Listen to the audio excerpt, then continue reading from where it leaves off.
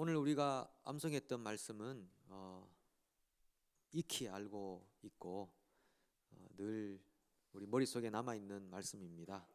내게 부르짖으라 응답하겠고 네가 알지 못하는, 그 좀 신비스러운 거잖아요. 알지 못하는, 기대도 할 수 없었던 그런 크고 놀라운 일, unsearchable, 너희가 찾을 수 없는, 도저히 찾을 수도 없고 구할 수도 없는 은밀한 일 바로잡아 주셔서 감사합니다.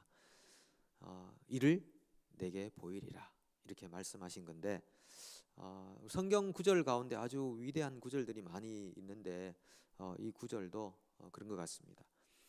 여러분, 지금 우리 성경은 하나님의 입에서 나온 말씀이라고 그랬잖아요. 예수님이 이 땅 살아가시면서 하셨던 그 말씀이 문자로 기록된 거거든요. 그런 그 문자가 예수님의 음성입니다. 황홀 하지 않으십니까? 너는 황홀하겠지, 뭐 이런 생각을 가지고 생각해보면 황홀한 겁니다. 여기 예수님이 너는 나를 따라오너라 내가 너로 사람을 낳는 어부가 되게 하리라, 이거 예수님이 하신 말씀이잖아요. 예수님이 하신 말씀 우리가 듣고 있다니까요 지금. 이 놀랍습니다. 황홀한 겁니다. 감히 우리가 이 땅을 창조하신 분의 음성을 들을 수 있다는 것이 얼마나 놀랍습니까? 그러니까 교회는 엄청난 신비 속에 휩싸여 있는 겁니다. 막 살아계신 하나님의 음성이 계속 들려오는 겁니다. 우리가 성경을 날마다 통독하면서 그 아침에 하나님께서 하신, 입으로 하신 말씀들이 우리 영혼 가운데 생수를 주고 호흡을 주듯이 계속 생명을 불어넣으시는 거거든요. 우리가 알지 못해서 그렇지 엄청난 복입니다. 엄청난. 예수님이 우리에게 내가 너희를 신이라 한다 이렇게 표현했잖아요. 내가 너희를 신이라고 한다. 우리가 신적 존재로 승격한다는 겁니다. 우리가 하나님 말씀, 예수님에서 나온 말씀들을 나눌 때 우리가 신적 존재로 승격되어서 주님과 함께 노는 겁니다. 노십시오. 또 놀기는 싫으신가 보네. 근면하게 일을 해야지, 놀기는 왜 놀아, 막 그러시는 것 같은데 우리 주님과 노는 겁니다. 그 예레미야가 오늘 받은 이 말씀은요, 어디서 받았냐면 감옥에서 받았습니다. 감옥에 들어가면 말씀이 잘 들립니다. 예레미야 감옥 갇혔거든요. 말씀 들었어요. 요셉도 감옥에 갇혔거든요. 바울은 감옥에 갇혀서 오히려 옥중 서신을 막 써버렸네요. 하나님의 영감에 휩싸여 가지고 성경을 써버렸어요. 감옥에 들어가서. 우리 건국 대통령이라고 하는 이승만 대통령도 감옥에 갇혔거든요. 정부에 좀 대항하다가 감옥에 갇혔어요. 그러다가 미국 선교사들에게 많은 영향을 받고 감옥에서 예수님 영접하고 믿고 또 나와서 선교사들에게 가르침 받다가 미국으로 건너가서 미국에서 훈련을 받고 양육을 받았거든요. 이승만 대통령에 대해서 좀 안 좋게 생각하는 그런 인식들도 많이 가지고 있는데, 실제로 가만히 연구해 조사해 보면요, 굉장한 분입니다. 우리 대한민국을 기독교의 바탕 위에 세워지도록 했던 놀란 분이세요. 국회를, 재헌국회를 처음 시작하면서 처음으로 국회를 열면서 그 감리교 목사님한테 자, 우리 국회를 위해서 기도해 주십시오. 첫 번째 국회를 기도로 시작했다니까요. 이런 나라가 세상의 나라가 어디에 있습니까? 엄청난 일을 하신 분입니다. 혹시 안 좋은 인식을 가지고 계신 분들은 조금 더 연구하고 찾아보십시오. 우리가 너무 잘못된 이 언론에 많이 영향을 받아서 그럴 수도 있습니다. 어쨌든 그분도 감옥에 갇혀가지고 살았고, 그 과외가 아니고 과거 시험에 떨어져가지고 뭐 이렇게 하다가 어쨌든 그런 역사적 스토리가 좀 있습니다. 나중에 우리 대한민국의 건국사에 대해서 좀 우리가 공부할 수 있는 시간이 있으면 그런 부분도 좀 나누면 좋겠다는 생각도 있긴 있습니다. 그런데 감옥에 갇혀서 결국은 하나님의 말씀을 들은 사람들이 많이 있습니다. 그러면은 하나님 말씀 듣기 위해서는 어디로 가야 되겠습니까? 굉장히 논리적인데 감옥을 가야죠. 최경영 권사님 대답을 잘 하시네요. 예, 보내드릴 수 있습니다. 보내드릴 수 있습니다.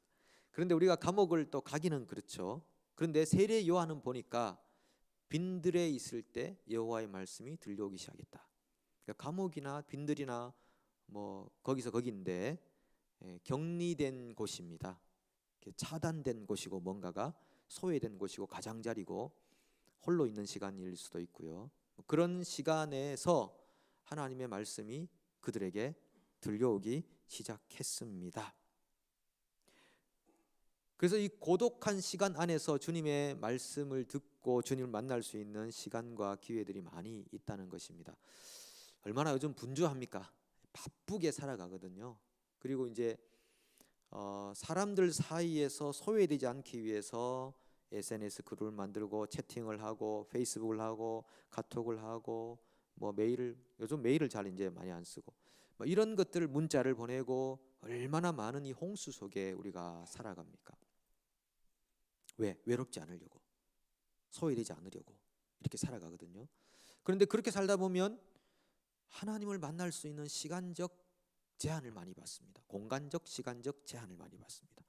앞서 말씀드린 감옥이라든지 뭐 빈들이라든지 보통 이런 시간들 환경 안에서 하나님의 음성을 들었던 우리의 신앙 선조들이 많이 있고 우리 주변에도 지금 그렇습니다. 그래서 외로움과 고독은 구별된다고 말씀 나눈 적이 있습니다. 외로움과 고독. 외로움은 loneliness라고 하고 고독은 solitude라고 합니다. 그러니까 외로움과 고독의 차이를 폴 틸리라는 분은 이렇게 표현했습니다. 외로움은 혼자 있는 고통을 표현하기 위한 것이고 고독은 혼자 있는 즐거움을 표현하기 위한 것이다. 똑같이 혼자 있는 것인데 외롭다고 하는 것은 고통스럽다. 근데 그게 승화가 되면 고독이 됩니다. 고독은 혼자 있는 즐거움이 된다. 그러니까 혼자 뭐 하는 겁니까? 홀로 있는 시간 안에서 주님을 조용히 만나는 것입니다. 너무 분주하고 너무 바빠서 너무 사람들 사이에만 있어서 주님 만날 기회가 적어지는 것입니다. 인생을 살다가 여러분 가장 낮은 자리에 갔을 순간에 우리 주님 많이 만나잖아요. 사람은 원래 그런 자리에서 많이 하나님 만나게 되거든요. 그래서 옛날에 낮은 곳으로 임하소서 뭐 그런 영화도 나오고 그랬었습니다. 또 다르게 표현한 표현은 어떤 분은 외로움이라는 것은 거절당한 소외이고 고독은 자발적인 자기 격리다 이렇게 말했습니다. 그러니까 외로움은 사람들에 의해서 내가 소외됐어라고 하는 느낌이지만 고독은 내가 스스로 만들어가는 것입니다. 나 좀 홀로 있는 시간을 좀 가져야 되겠어. 그래서 옛날에는 우리가 산에도 가고 또 혼자 여행도 떠나고 뭐 그런 시간을 좀 가지지 않습니까? 그리고 그런 시간을 보통 리트릿이라고 표현하죠. 군사적 용어로서 리트릿. 전투를 앞두고 뒤로 물러가서 조용히 쉬면서 그 다음 전투를 대비하고 있는 그런 시간들. 그 노는 게 아니고 뭐 그냥 쉬는 게 아니고 그 다음 전투를 대비해서 무장하는 시간입니다. 솔리튜드의 고독의 시간입니다. 그 시간 안에서 영적 무장을 하고 다시 전면에 나서서 하나님 우리에게 살라고 하신 삶을 사는 시간들. 그래서 외로움이 아닌 고독의 삶을 우리가 좀 살아야 되겠다. 그래서 하나님의 음성이 우리 가운데 들려올 수 있도록 해야 되겠다. 여러분에게 그런 고독의 시간들이 있으신지요? 이 예레미야 선지자는 자기가 감옥에 갇히고 싶은 건 아니었고 감옥에 피동적으로 갇혀 버렸는데 그 이유는 왜 갇혔습니까? 무엇 때문에? 하나님 말씀을 전한다는 이유 때문입니다. 하나님의 말씀을 전한다는 이유 때문입니다. 그도 거짓 선지자들처럼 잘 될 거야, 모든 게 평안하게 될 거야, 바벨론을 대항해, 우리는 선민이야, 절대 망하지 않아, 이렇게 희망만 줬었더라면, 하품은 집에 가서 하시기 바랍니다. 희망만 줬더라면, 속보입니다. 희망만 줬더라면 안 갇혔을 거예요. 감옥에 안 갇혔을 거예요. 그런데 희망만 준 게 아니고 이 예레미야는 항복해라, 바벨론에게 손들어라, 우리 져야 돼. 그게 살 길이야. 하나님의 말씀이야. 그러니까 이 매국노 취급을 받는 거 아니겠습니까? 아니 이스라엘이 패망한다고? 이스라엘이 진다고? 우리에게 패배란 없다. 이러면서 예레미야를 가둬라 이렇게 되는 거죠. 다른 선지자들은 전부 다 뭐 평강하다 평강하다 괜찮을 거야 괜찮을 거야 이렇게 안심시키고 다독거리고 우리는 절대 지지 않아 이렇게 그렇게 하니까 사람들이 너무 기분이 좋은 거죠. 그러니까 손을 대지 않아요. 그런데 예레미야는 하나님 말씀 듣고 그대로 선포를 하니까 사람들이 싫어하는 것입니다. 우리가 오늘 통독 말씀에도 나오지 않습니까? 거짓 선지자들이 환상을 보지도 않고 보았다 그러고 얘기합니다. 환상을 보지도 않고 본 사람들은 너네들이 보았다고 하는 그대로 얘기해라. 그러나 하나님의 사자는 하나님의 말씀을 너희에게 전할 것이다. 이렇게 선포하는 것이거든요. 그러니까 하나님 말씀 때문에 예레미야는 감옥에 갇혔습니다. 왜 그 말씀 때문에 말씀만 자기가 안전해서도 안 갇힐 텐데 말이죠. 요셉도 마찬가지입니다. 시편 105편 17절에서 19절에 보면 그가 한 사람을 앞서 보내셨으며 요셉이 종으로 팔렸도다. 그의 발은 착고를 차고 그의 몸은 쇠사슬에 매였으니 곧 여호와의 말씀이 응할 때까지라. 그래놓고 그의 뒤에 뭐냐면 그의 말씀이 그를 단련하였도다. 여러분 말씀을 가까이 하면 할수록 고통이 옵니다. 고통은 즐거움과 양면성을 가지고 있습니다. 말씀 때문에 우리가 살 힘을 얻기도 하지만 말씀 때문에 고통스럽습니다. 내가 하고 싶은 대로 못 하거든요. 말씀이 나를 단련시키거든요. 단련. 철을 만들고 보석들을 만들 때 두들겨서 불에 달궈서 물에 넣어서 단련을 하듯이 우리를 말씀이 단련을 하니까 고통스러운 것입니다. 고통스럽지만 그 결과는 즐거움인 것입니다. 그래서 요셉이 그 고통을 감내하는 시간이 바로 이 감옥에 있던 시간이었고, 그렇게 요셉이 감옥에 갇힌 이유는 예레미야가 감옥에 갇힌 이유와 상통하는데 그 이유가 뭐냐 하면요, 하나님의 사람들이 감옥에 갇히면 하나님의 말씀이 더 잘 일할 수 있습니다. 하나님의 사람이 일하는다기보다도 하나님의 말씀이 일을 합니다. 사도행전 19장 20절에 보면요, 이와 같이 주의 말씀이 힘이 있어 흥왕하여 세력을 얻으니라. 말씀이 인격화되어 있습니다. 말씀이 지역마다 마을마다 들어가서 그 지역을 뒤집어 놓는 것입니다. 사도행전 20장 32절 지금 내가 여러분을 주와 및 그 은혜의 말씀에 부탁하노니 그 말씀이 여러분을 능히 든든히 세우사 거룩하게 하심을 입은 모든 자 가운데 기업이 있게 하시리라. 하나님의 생명의 말씀, 이 말씀이 문자인 것 같고 그냥 음성인 것 같은데 이 말씀이 인격화되어서 그 말씀이 그 사도 바울이 증거했던 교인들과 그리고 그 마을들에 두루두루 다니면서 돌아다니면서 말씀이 돌아다니면서 그 지역을 뒤엎어버리는 것입니다. 그 지역을 옥토로 만드는 거예요. 회개하게 만들어버리는 것입니다.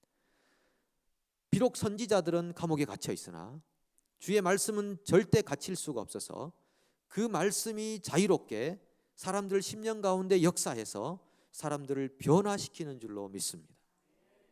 그래서 예레미야가 감옥에 갇혀 있어야 했던 것입니다. 우리는 갇혀 있어도 됩니다. 그러나 여호와의 말씀은 절대 갇히지 않을 것입니다. 우리는 망해도 됩니다. 그러나 여호와의 말씀은 절대 망하지 않을 것입니다. 우리는 버림받을 수 있습니다. 그러나 여호와의 말씀은 절대 버림받지 않으실 것입니다. 그의 말씀은 반드시 열매를 맺을 때까지 일할 것입니다. 오늘도 저는 하나님의 말씀이 여러분 심령 안에서 일하시는 줄로 믿습니다. 이 망가레 오클랜드와 뉴질랜드 안에 하나님의 말씀이 지금도 일하고 계신 줄로 믿습니다. 달을 쳐다보고 가다가 쳐다보는 사람이 넘어져도 괜찮다. 왜 그렇죠? 달을 보고 뛰어가던 사람이 넘어져도 괜찮다. 왜? 달은 그대로 있으니까. 우리의 초점이 뛰어가는 사람이 아니라 달에게 있어야 되는 것입니다. 하나님의 말씀은 반드시 그 목적한 바를 이루실 줄로 믿습니다. 그래서 우리 통독하고 있는데 우리 어제 제가 만난 교우께서 그런 얘기를 하시더라고요. 너무 좋아요. 바쁘게 사는 분인데 아침에 일어나면 눈 뜨면 바로 그부터 하고, 혹시 못한 날은 낮에는 안 한대요. 자기 전에. 그러니까 일어나서 하든지 자기 전에 하든지, 이제 그분의 경우입니다. 낮에 읽는다고 사탄이다 뭐 그런 건 아닙니다. 일어나서 하든지 잠 잘 때 하든지 말씀을 읽는데 그 말씀이 조금 흐트러졌던 자기 마음을 다 잡아준다는 겁니다. 또 잡아줘요. 그 24시간을 주기로 계속 잡히는 것입니다. 휠 얼라이먼트 바로 잡고 코렉션, 다시 턴백 to God, 다시 돌아오고, 내가 정신 차려야지. 이게 주기적으로 계속 반복되는 것이 결국은 그 말씀이 그 성도님의 인생을 지배하고 통치해서 영적인 양식이 되게 하고 돌아오게 하고 생명을 얻게 하는 것입니다.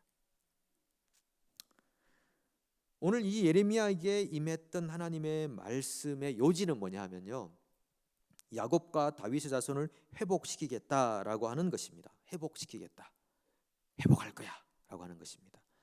회복하는데 그냥 하는 게 아니고 심판하고 징계하고 그리고 회복할 거야, 그겁니다. 죄에 대해서는 하나님이 징계하신다는 것입니다. 우리에게 영벌을 주신 하나님이 아닙니다. 우리는 영벌의 문제는 해결된 것이죠. 예수 그리스도 안에서, 그분이 주시는 새 생명 안에서 천국 백성이 되었다는 것입니다. 그렇지만 우리가 범하는 죄에 대해서 아버지가 아들을 징계하듯이 반드시 징계하신다. 하시지 않으면 부모 없는 자식이다. 히브리서가 그렇게 우리에게 말합니다. 사생자요 고환이라 이렇게 말씀하시죠. 그러니까 이 예레미야에게 있는 하나님 말씀은 내가 회복시켜줄게, 대신에 이 땅이 황폐한 다음에 그 다음에 이 땅을 회복시켜 줄 거야 라고 말씀하십니다. 예레미야 33장 16절에 보면요, 그날에 유다가 구원을 받겠고 예루살렘이 안전히 살 것이며 이 성은 여호와는 우리의 의라는 이름을 얻으리라. 여호와 우리의 의, 예루살렘 성이 그 이름을 얻게 되는 것인데, 그 말은 여호와 때문에 사는 거야. 이 예루살렘 성에 사는 모든 사람들이 말하는 것입니다. 야, 우리가 잘나서 사는 거 아니야. 여호와의 때문에 사는 거야. 그분 때문에 사는 거야. 하나님이 잘나서 우리가 살 수 있는 거야. 그 말이 마을마다 집마다 막 선포가 되는 것입니다. 가정 예배 드리자 그러면, 야, 우리가 왜 사는지, 어떻게 사는지 알지? 하나님이 잘나서 사시는 거야. 우리 잘나서 사는 거 아니야.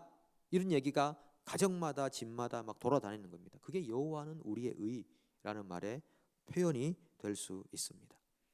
그러면서 회복하겠다라고 하시면서 너희에게 동참할 기회를 줄게, 이렇게 하시는 거예요. 너희에게 동참할 기회를 줄게. 그게 뭐냐 하면 너는 내게 부르짖으라 라고 하는 것입니다. 내가 회복할 거야. 이거 회복하는 건 내가 할 거야. 그러나 내가 너에게 기회를 주고 싶다. 나랑 같이 이 일을 해보지 않을래? 예수님이 제자들을 부르실 때 그랬잖아요. 나를 따라와. Follow me. I'll make you fishers. 사람들을 낚는 어부가 되게 내가 하겠다. 나 따라와. 이렇게 말씀하신 거거든요. 제자가 되다는 것은 함께 사는 것입니다. 제자들은 3년 동안 먹고 마시고 같이 더불어 살았습니다. 내가 문 밖에 서서 두드리노니 누구든지 내 음성을 듣고 문을 열면 그는 내가 그에게로 들어가 그로 더불어 먹고 그는 나로 더불어 먹으리라. 먹고 마시는 이 삶을 제자의 삶이라고 표현하는 것이거든요. 그런데 예수님이 이렇게 말씀하신 거는 안 믿는 사람에게 하신 말씀 아닙니다. 그렇죠? 요한계시록 3장 20절 그 교회에게 하신 말씀입니다. 교회에게, 우리한테 하시는 말씀이죠. 저 불신자한테 하는 말씀이 아니고 문을 두드릴게, 문 열어줘. 신자들도 문을 안 연다는 겁니다. 예수 믿었으면 됐지 뭐, 그리고 내 인생은 나의 것으로 이렇게 살고 싶은 마음이 있다는 것이죠. 그런 신자가 많이 있다는 거죠. 초신자, 아직 미숙하고 어린 신자들. 예수님은 영접했지만 너무나 어린 신자들. 문을 좀 열어줘. 야, 이 사람아, 그래야 내가 너와 먹고 마시든지 뭐 놀든지 할 것 아니야. 내가 너 집에 들어가야 될 거 아니야. 문 열어줘. 문 두드리는 것이. 우리는 문만 열면 되는 것입니다. 문만 열면 주님이 들어와서 말도 걸어주시고요. 우리는 수줍어서 말도 잘 못 걸고 그렇지만 문만 열면 그때부터 놀라운 일이 일어난다니까요. 문을 열지 않습니다. 오늘 우리 찬양하면서 하늘 문이 열리면 이렇게 하잖아요. 우리가 하나님 앞에 나아갈 때 마음의 문을 여는 것은 가장 원초적이고 가장 기본적이고 가장 핵심적인 일입니다. 그래서요, 우리가 기도할 때 전심으로 온 마음을 열고 성령께 의탁하고 내 인생을 던지는 마음으로 기도해야 되는 것입니다. 어떤 체면이나 양반적 자세로 하나님 앞에 나아가면 문을 열지 못합니다. 굉장히 협소하거든요. 그래서 하나님 하고 부르짖을 때 하나님 부르짖습시오. 어떤 사람은 기도를 부끄러워서 못 하거든요. 내 소리를 듣는 게 아닌가?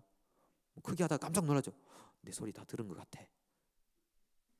이렇게 하면서 그래가지고는 하나님과의 관계가 깊어질 수가 없습니다. 아니면 한번 뒹굴어 버리죠. 뭐 하나님 앞에서 한번 뒹굴면 되죠. 예, 사람들은 부끄러울까봐 체면샘 그렇게 가지고는 안 된다니까요, 그죠?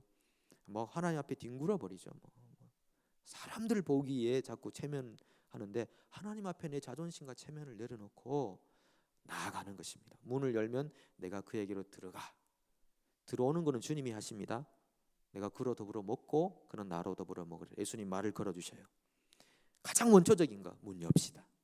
마음 문 엽시다. 그리고 주님 내 손 잡아주세요. 내가 지금까지 사람 눈치 보느라고 이거 너무 체면적으로 신앙생활을 했는데 주님과 함께 한번 멋지게 한번 살아보고 싶습니다. 사람들이 나를 광신자고 부를지도 몰라서 나는 정말 적당히 하라고 내 자녀들한테도 얘기하고 그 사람이 너무 그렇게 빠져들면 안 된다고 이렇게 얘기했는데 이게 주님 제가 엄청난 잘못이었군요. 제 자식을 저와 같은 사람으로 만들려고 했군요.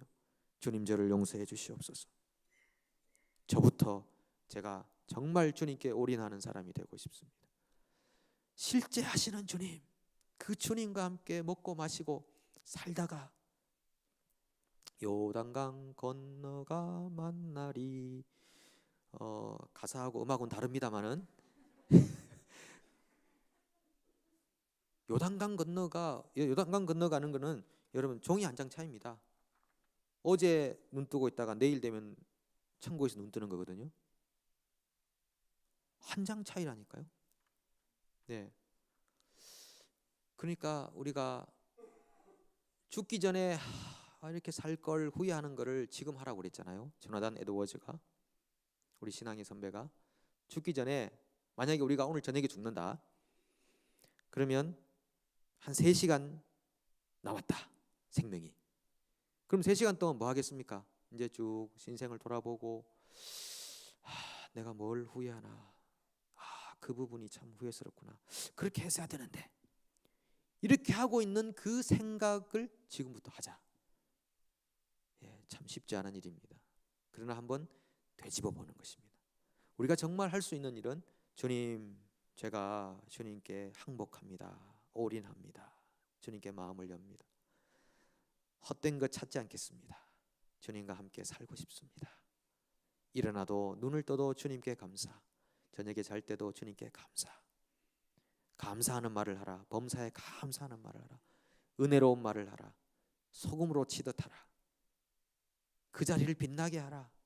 이 귀한 하나님의 말씀으로 사람들을 격려하라. 자녀들에게 품어주고 사랑해주고 격려해주고 믿음으로 살으라고 하고, 이놈의 자식 이래가지고 취업이라도 제대로 하겠나, 이래가지고 집 언제 살래, 집 언제, 집값은 계속 올라가고 말이야. 늦었어 너는 끝났어, 뭐 이런 식으로 해가지고 막 세상적으로 막 몰아가가지고 남들은 벌써 결혼하면서 집도 사고 차도 사고 좋은 거다 하고 하는데 너는 결혼할 때 한 푼도 없이 뭐 이런 거 하지 말고, 아들아 고민이 뭐냐, 딸아 인생의 고민이 뭐야, 그거 아무것도 아니네. 너 안에 예수님 살잖아. 너 안에 예수님 계시잖아. 영생 얻었잖아. 네의 인생의 포커스를 바꿔. 인생이 뭔가 허전하고 뭔가 빙펑 뚫린 느낌이지 그 자리에 예수님이 안 계셨어 그래. 뭔가 안 한 느낌이지 매일같이 뭔가 부족한 느낌이지 그 자리에 예수님이 안 계셨어 그래. 너 느낌이 왜 그러냐 하면은 왜 그렇게 허전하고 왜 그렇게 빈 공간이 느껴지냐 하면은 그 자리에 예수님이 없었어 그래. 그 자리는 예수님으로 채워야 돼. 자, 우리 같이 예수님으로 같이 살자. 네가 무슨 일을 하든 상관없어. 네가 무슨 직업을 갖든 상관없어. 주님께서 무엇을 요구하시는지 우리 알아보자. 그리고 그 아이와 함께 같이 껴안고 격려할 수 있다면 그거 굉장히 거룩한 겁니다. 고수들입니다. 고수들. 사실 우리가 좀 이상적인 말씀들을 많이 나눕니다만은 그렇게 살아야 되지 않겠습니까? 예, 그렇게 살아야 되지 않겠습니까? 그러니까 우리가 이제 좀 고를 높이 잡자고요. 어떻게? 예수님처럼 사는 것. 그게 우리 인생의 목표입니다. 넌 그래 살아라. 나는 못 살겠다. 우리 예수님처럼 사는 거죠. 그러니까 너무 부담스럽긴 하죠. 그럼 내가 지금부터 뭘 끊어야 되나? 뭘 안 해야 돼? 뭘 이렇게 하실 수도 있습니다. 그럼 목표를 그거는 우리가 정하는 목표 아니고 원래 성경이 우리에게 말하는 목표입니다. 하나님이 우리를 구속하실 때 세운 목표가 흠이나 점이나 티도 없이 거룩한 백성으로 만들려 하려 합니다. 하나님이 교회를 하늘에 앉혔다고 그랬는데 이것은 앉힐 것이다가 아니고 이미 앉혔다고 표현합니다. 성경은 주로 우리에게 말하기를요 이미 이루어졌다고 말합니다. 이루어졌다. 너희의 거룩함이 이루어졌다. 너희의 구원이 이루어졌다. 너희가 하늘에 앉혔다. 그러므로 그 자리에 합당한 삶을 살라. 이게 성경이 우리한테 말하는 겁니다. 그럼 우리에게 뭐가 필요하냐? 내가 앉혔어요 벌써? 나는 아닌 것 같은데 하나님이 맞다고 하니 맞는 거죠. 예를 들면 여러분 우리가 시험에 떨어진 것 같은데 학교에서 합격했다고 그러면 누구 말이 맞는 겁니까? 학교 말이 맞죠. 예, 우리는 구속 안 받은 것 같은데 하나님 받았다고 하니까 누구 말이 맞는 것입니까? 하나님 말이 맞잖아요. 하나님 말이 맞으면 그때부터 뭐가 필요하냐? 그 말을 믿는 게 필요합니다. 그 말을 믿는 게 필요하다니까요. 내가 하늘에 앉혔구나. 와. 내가 성화가 되었구나. 와. 그리고 그렇게 살아가는 것입니다. 살아가는 것. 살다가 실패하죠. 살다가 잘못 살 수도 있습니다. 그때도 또 믿음을 가지는 것입니다. 내가 원래는 성화된 사람이고 구원받은 사람인데 실수한 거야. 다시 살자. 이렇게 하면 되는 것입니다. 그렇게 해서 정말 하나님께서 나랑 같이 한번 해보자 했던 그 삶을 우리가 남은 일생 동안 살아가게 될 것을 축복합니다. 그게 기도죠. 너는 내게 부르짖으라 라고 하는 것입니다. 여러분 이 예레미야가 지금 쫄딱 망한 상황에서 지금 이 말씀을 듣고 있는 것입니다. 망한 집에 가서 여러분 완전히 폐가 망신하고 기업 다 무너지고 IMF 만나고 연쇄 부도나고 쫄딱 망한 집에 찾아가가지고 형제님 하나님이 오늘 소망의 말씀을 주십할 때 쫙 맞겠죠, 그죠? 예. 불난 집에 부채집 체질하고 있다고. 다음에 오세요, 다음에. 예, 그런 거는 교회 나가서 하시고 그런 말씀. 분명히 그럴 수 있어요. 쫄딱 망한 상황에서 지금 예레미야도 그러죠. 예루살렘 성이 폭삭 무너지거든요. 완전히 무너집니다. 도리에 돌 하나 남기지 않고 뭐 이렇게 하듯이 뭐 이렇게 다 무너집니다. 왕은 뭐 죽임을 당하고 뭐 눈 빼져서 끌려가고 왕의 아들은 죽고 이런 상황에서 예레미야가 하는 말입니다. 이 성이 회복될 것이다 이렇게 말하는 거거든요. 하나님의 역사는 그런 폐허 위에서도 이루어지는 줄로 믿습니다. 여러분 성도들의 삶에는 절대 절망이 없습니다. 낙심이란 있을 수가 없습니다. 대한민국이 1950년 6.25 전쟁을 겪고 53년까지 폐허가 되고 휴전하고 그리고 전쟁 고아들이 많이 발생하고 완전히 잿더미가 됐잖아요. 어찌 그 나라 안에 소망이 있다고 말할 수 있겠습니까? 그런데 86 아시안 게임을 하고 88 올림픽을 하고 IT 세계 최고 강국이 되고 지금 한두 가지가 상위 랭킹에 들어간 일이 수십 가지입니다. 요즘 젊은이들이 말하듯이 뭐 헬조선 아닙니다. 너무 배가 불렀어요. 한국이 얼마나 잘 사는데요. 1950년 그때 비하면은 엄청나게 발전한 것입니다. 안 좋은 거 찾으려면은 박사학위 10개도 받죠. 대한민국 이래서 안 좋고 저래서 안 좋고 이렇게 안 좋고 저래서 안 좋고. 뉴질랜드는 안 그렇겠습니까? 이래서 안 좋고 저래서 안 좋고. 안 좋은 거 찾으려면 한두 가지가 아니죠. 그런데 그때하고 지금하고 비교하면 엄청난 발전을. 그러니까 한민족이 가지고 있는 이 특별한 하나님의 사랑이 있습니다. 한 가지만 말씀드리고 마치겠습니다. 기도도 좀 말씀드리긴 드려야 되는데 우리 여러분 제일 좋아하는 우리 한국의 민요가 뭡니까? 아리랑 바로 나오잖아요. 아리랑. 아리랑의 뜻이 뭡니까?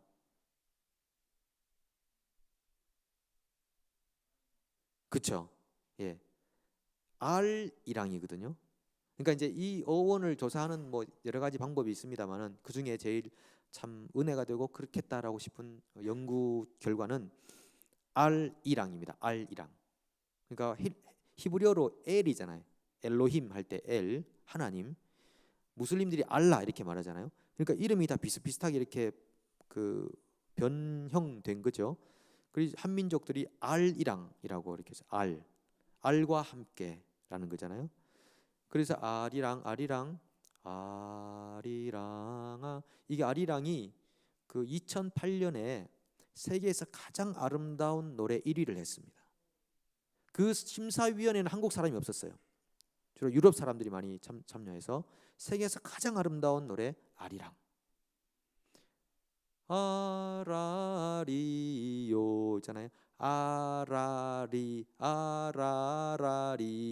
할 때 알이요거든요. 삼위일체 하나님입니다. 알이요. 아리랑 고개는 여기 이란 고원을 넘고 타미스 산맥을 넘고 또 알프스 산맥을 넘고 이 고원을 넘어서 이 한반도를 이렇게 건너왔거든요. 이 노아 홍수 이후에 흩어지면서 고개를 넘어간다.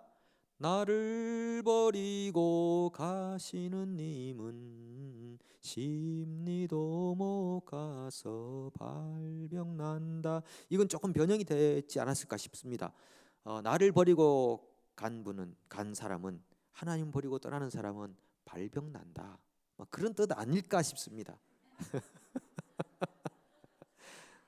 아니 농담은 아닙니다. 농담은 아닙니다. 이게 조금 가사가 변형되긴 했겠지만 그러니까 이 신앙의 선조들이 우리 하나님 떠나면 안 돼. 하나님 떠나면 안 돼. 아리랑 함께 같이 가야 돼. 고개를 넘고 산을 넘더라도 우리 아리랑 함께 알랄라리요. 삼일체 하나님 우리 반드시 기억하자. 그러니까 한민족의 우수성이 우리에게 있다는 거 우리 기억하면 좋겠습니다. 너는 내게 부르짖으라. 기도는요 짧게 제가 1분 만에 요약하면 기도는 세 가지 의미를 가지고 있습니다. 첫째로 하나님 부끄러워하지 않는 행위입니다. 여러분 교회에서 기도할 때 하나님 안 부끄럽죠? 안 부끄러워하죠? 교회 기도하는 거 누가 부끄러워합니까? 집에서 기도하는 거 누가 부끄러워합니까? 공공장소에 가서 기도하는 거 부끄러워하십니까? 그 장소에서도 부끄러워하지 말고 기도하십시오. 그런 기도의 운동이 일어났으면 좋겠어요. 그 다음에 두 번째 하나님을 인정하고 신뢰하는 행위입니다. 하나님 전능하시다 하는 것을 신뢰하는 것이 기도고요. 세 번째는 하나님 아버지의 뜻을 찾고 그 뜻이 이루어지기를 구하는 것이 기도라고 하는 것입니다.